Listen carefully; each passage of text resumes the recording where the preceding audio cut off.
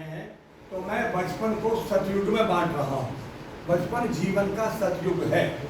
यहाँ से बात शुरू करता हूँ क्योंकि जिन बच्चों को हम आज पढ़ा रहे हैं, आगे बढ़ा रहे हैं, उन बच्चों में हम देश का भविष्य देख रहे हैं। मुझे आज बहुत खुशी है इस विद्यालय के प्रांगण में आकर। एक तो इस बात के लिए कि मैं पंडित जवाहरलाल नेहरू अकेडमी के साहित्य के साथ आपके यहाँ उपस्थित हुआ हूँ। दूसरा ये कि इस विद्यालय प्रांगण में आकर मुझे भी मेरा अतीत याद आने लगा है। मैं अपना करियर याद कर रहा हूँ जब मैं भी आप ही की तरह से एक विद्यार्थी के रूप में एक गांव में पढ़ रहा था और आप ही की तरह से अध्यापन का कार्य 10 साल कर रहा था।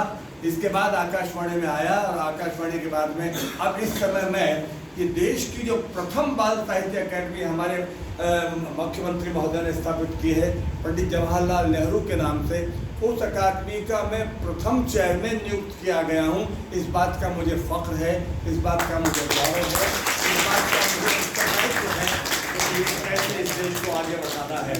निश्चित रूप से अब ये दिया हमने यहाँ रोशन किया है, ये दिया आज से नहीं जल रहा है।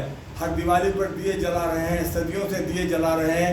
मैं ये कहता हूँ कि युग युगों से जल रहा है एक माटी का दिया, युग युगों से जल रहा है एक माटी का दिया, सूर्य के वंशज ने सारे जग को रोशन कर दिया। युग युगों से जल रहा है एक माटी का दिया, ये नहीं बुझता, बुझाया कितना झंझावात ने। अभी आपने पंखे चलाने की कोशिश की, मैंने कहा इसको पंखा चला दीजिए, ये दिया कभी बुझेगा ही नहीं, ये नहीं बुझता, बुझाया कितना झंझावात ने।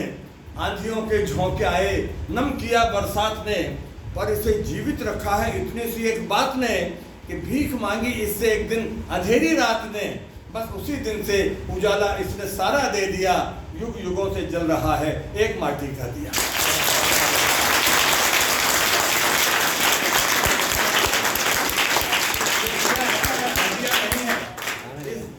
ये दिया ऐसा वैसा नहीं है कि दे रहा संदेश ये दिन रात जलना जिंदगी है, दे रहा संदेश ये दिन रात जलना जिंदगी है।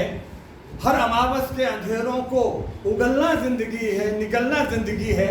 तुम स्वयं पीकर उजालों को उगलना जिंदगी है। एक कुटिया में दिए की लौ मचलना जिंदगी है। इस दिए ने जब दिया है बस उजाला ही दिया। युग युगों से जल रहा है एक माटी का।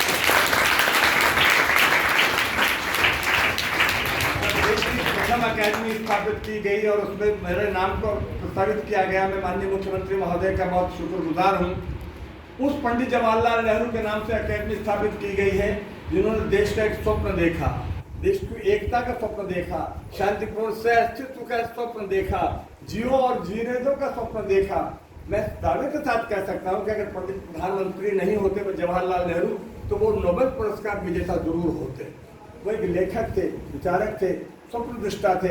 मैं उनके लिए एक मुक्तक आपको प्रस्तुत करना चाहता हूँ कि पंडित नेहरू हमारे लिए क्या थे। पंडित नेहरू के बारे में मैं कहता हूँ कि हर वक्त उनकी आंखों में भारत के ख्वाब थे, हर वक्त उनकी आंखों में भारत के ख्वाब थे। कोई भी हो प्रश्न, कोई भी हो सवाल, वो सबका जवाब थे।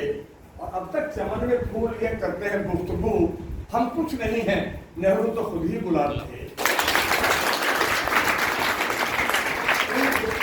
गुलाब के फूलों की गंध अगर कहीं से आ रही है तो वो इन बच्चों से आ रही है।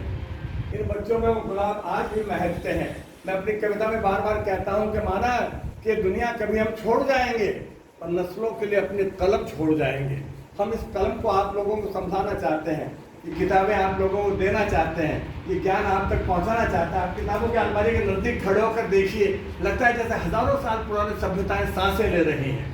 किताबों के बीच में जाकर कभी महसूस कीजिए, लगता है जैसे चमन में तितलियां मंडरा रही हैं। किताबों के नजदीक जाकर आप देखिए जैसे कहीं से भौरे गुनगुना रहे हैं। किताबें कोई ऐसी वैसी चीज नहीं है। किताबों से आपको प्यार होना चाहिए, किताबों से आपको मोहब्बत होनी चाहिए। ये किताबें ही हमें आगे लेकर जाएंगी। इन किताबों ने ही हमें जीना सिखाया है, इन किताबों ने ही हमें जीवन का मूल मंत्र दिया है। मैं इसलिए कहता हूँ कि पंडित जवाहरलाल नेहरू बाल साहित्य अकेडमी एक ऐसा भारत बनाना चाहती है जिसमें हम लोग सब मोहब्बत के साथ, अखलाक के साथ, प्यार के साथ, भाईचारे के साथ, सब धर्मों के साथ मिलजुल कर इस देश को बनाएं। वो पंडित जवाहरलाल नेहरू का उद्देश्य है। और इसीलिए मैं कहता हूँ, आप विद्यार्थी हैं, मैं आपको बताना चाहता हूँ, अभी जब आप आ रहे थे तो मैंने कहा कि नहीं, सबसे पहले टीका जो है राजेंद्र मोहन जी को लगेगा, क्योंकि वो सरस्वती के पुत्र हैं। अब आप कल्पना करके देखिए कि जिस समारोह में राजेंद्र मोहन शर्मा मौजूद हो और जिसमें कुरान का पद्यानुवाद करने वाला इकराम राजस्थानी मौजूद हो, इससे बड़ा एकता का समारोह कौन सा हो सकता है। मैं ये एकता का संदेश अभी नहीं लेके चल रहा हूँ, मैं इस एकता के संदेश को जी रहा हूँ, इस देश में इस एकता के संदेश के लिए काम कर रहा हूँ, और शायद उसी भावना को देख करके मुझे ये काम दिया गया है कि मैं देश के भविष्य में जाकर समझाऊं भविष्य के लोगों को कि ये देश कैसा बनना चाहिए। आप कल्पना करके देखिए, अभी इकराम राजस्थानी ने टीका लगाया, सरस्वती का टीका है ये। कुरान को मैंने पद्यानुवाद किया है, आपको बताना चाहता हूं तो कुरान जो शब्द है, कुरान का शाब्दिक अर्थ है पढ़ो। कुरान का मतलब ही पढ़ना है। आप पढ़िए, जिंदगी में तालीम से बढ़कर और कुछ भी नहीं हो सकता। इसलिए मैं बार बार सरस्वती की वंदना में एक दोहा अपना पढ़ता हूं कि मेरी इस लेखनी पर इतना सा एहसान कर दे माँ, मेरी इस लेखनी पर इतना सा एहसान कर दे माँ, मैं जो भी शब्द लिखूं उसको हिंदुस्तान कर दे माँ। ये आपके संदेश देना चाहता हूं। इतिहास पढ़कर देखिएगा, मैं किस परंपरा का व्यक्ति हूँ ये पता चलेगा। ये हिंदू मुस्लिम सब जो टेंशन हम लोग देख रहे हैं, ये सब हमारे मन के बहलावे के हैं, मन के छलावे के लिए हैं। इतिहास इस बात का साक्षी है। आप जिस काल की बात कर रहे हैं, आप देखिए रामायण का अनुवाद मुल्ला अब्दुल कादिर बदायूनी फारसी में कर रहे हैं। अध्यापक बंधु जरा और से सुने, मैं भी अध्यापक ही रह के आया हूँ, पढ़ाया है बच्चों को स्कूल में, कॉलेज में। मुल्ला अब्दुल कादिर बदायूनी रामायण का अनुवाद फारसी में करते हैं। मुल्ला अब्दुल कादिर बदायूनी नकीब खान मिलकर के महाभारत का अनुवाद रज़्मनामा के नाम से, जिसे कहते हैं जंग की किताब, रज़्मनामा से फारसी में करते हैं। हाजी इब्राहिम सरहिंदी अथर्ववेद का अनुवाद फारसी में कर रहे हैं। अबुल फजल पंडित विष्णु शर्मा की पंचतंत्र की कहानियों को फारसी में अनुवाद कर रहे हैं आयार दानिश के नाम से। दारा शिको उपनिषदों का अनुवाद कर रहे हैं सिर्र अकबर के नाम से। तो मैं उस वंश परंपरा को जीना चाहता हूँ। मुझे इस देश में इस समय आधुनिक रसखान का खिताब दिया गया है, मुझे ये उपमा दी गई है कि मैं उस एकता की बात करूं, उस अखंडता की बात करूं, जिससे सारा देश मिलकर के एक हो जाए और हम सारी दुनिया में सब मिलकर के इस देश का वो झंडा फहराएं जिसे हिंदुस्तान कहते हैं।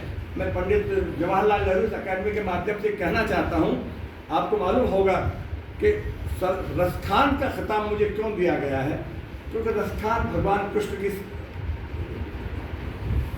प्रशंसा में, महिमा में जो कुछ लिखे गए हैं वो हिंदी साहित्य की अमूल्य निधि है। सारी दुनिया जानते, विद्यार्थी भी जानते हैं। मैं ये कहता हूं कि जात से सैयद था लेकिन नाम से रसखान था। उनका नाम है इब्राहिम सैयद इब्राहिम उनका नाम है।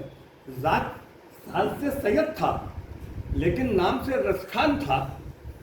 और कृष्ण भक्ति में ही उसकी जिंदगी का ध्यान था। सब सवैये कृष्ण के चरणों में अर्पित कर गया।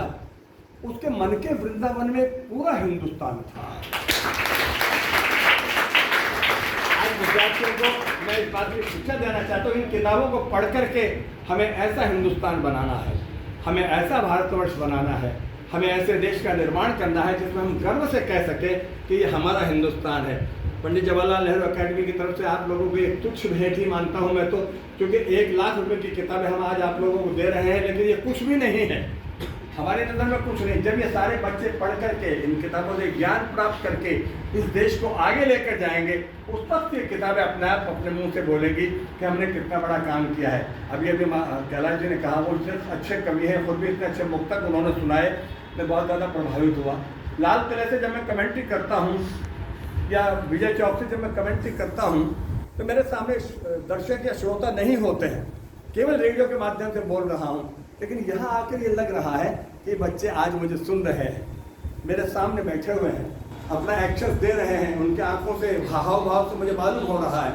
इसलिए मैं चाहता हूँ कि आप लोगों को भी ये बोलना, ये वाणी, ये शब्द सामर्थ्य, ये शब्द शिल्प, ये वाक सिद्धि इस तरह की हासिल हो कि आप इस देश के बारे में इतना ही सोचें, इतना ही बोलें। आपने कहा कि हमारा विद्यालय भी छोटा है, मैं ये कहता हूँ कि इतना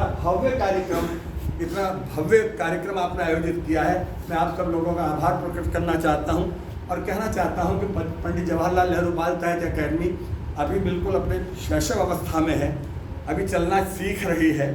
घुटन वलन चलत रेणु तन मंडित हैं हम लोग, अभी सीख रहे हैं। लेकिन ये अकेडमी आगे जाकर देश का एक नया इतिहास बनाएगी, ये अकेडमी आगे जाकर एक नया देश बनाएगी, ये अकेडमी जाकर एक नया भारत बनाएगी, ये अकेडमी आगे जाकर देश के नए नागरिक तैयार करेगी और ये अकेडमी आगे जाकर एक ऐसा हिंदुस्तान बनाएगी जिसमें कहेंगे कि हाथों में गीता रखेंगे, सीनों में कुरान रखेंगे।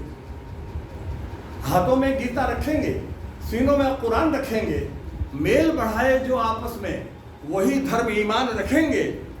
शंख बजे भाईचारे का, अमन की एक अजान रखेंगे और काबा काशी सब कुछ होगा, पहले हिंदुस्तान रखेंगे।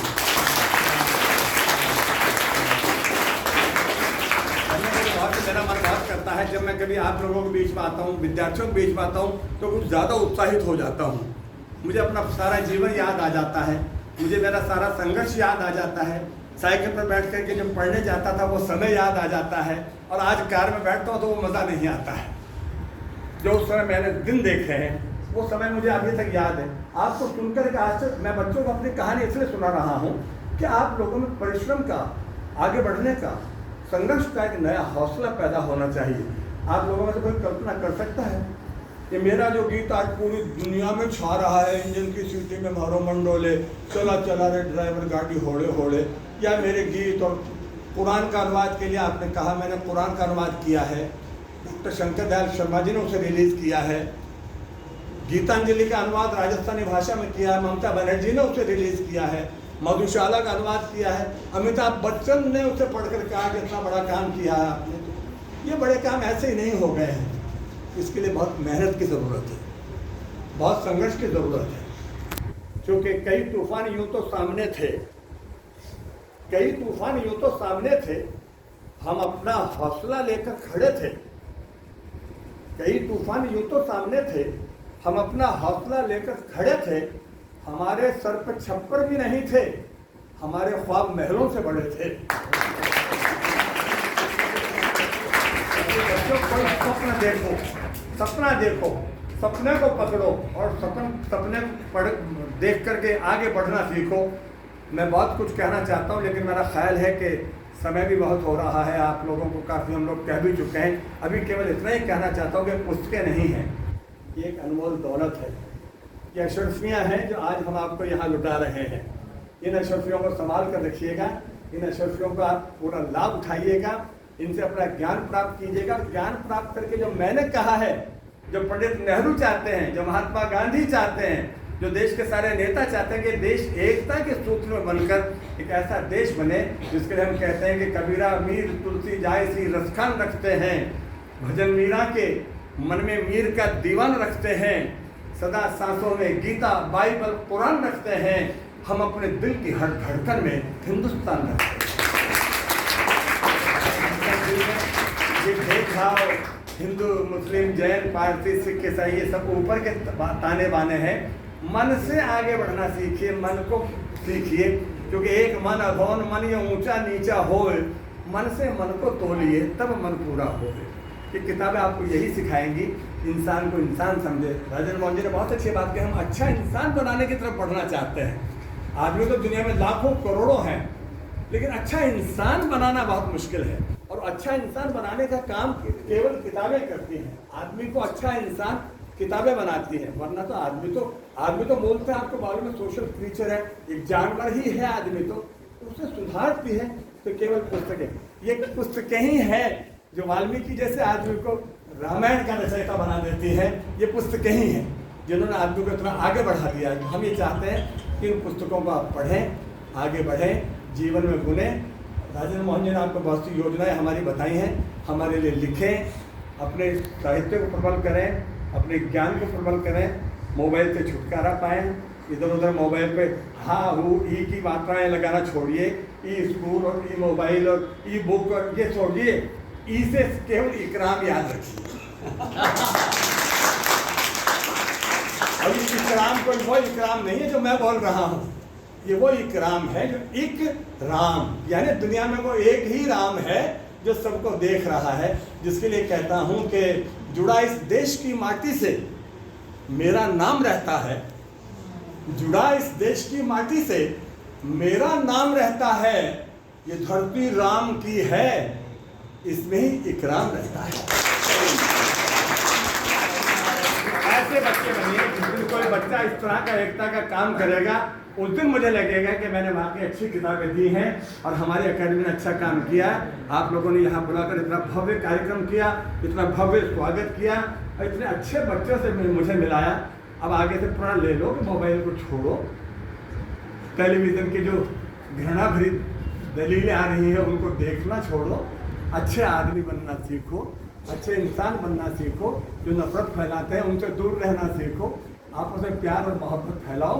और ये बातें सिखाएंगी केवल किताबें आपकी ज़िंदगी की दौलत है। मैं आपको दुआएं देता हूँ, बहुत आशीर्वाद देता हूँ और उम्मीद करता हूँ कि आप इन किताबों से फ़ायदा उठाकर पंडित जवाहरलाल नेहरू का ही नहीं, पूरे देश के उन महान लोगों का नाम रोशन करेंगे जिन्होंने इस देश को देश बनाया है। जय भारत, जय हिंद।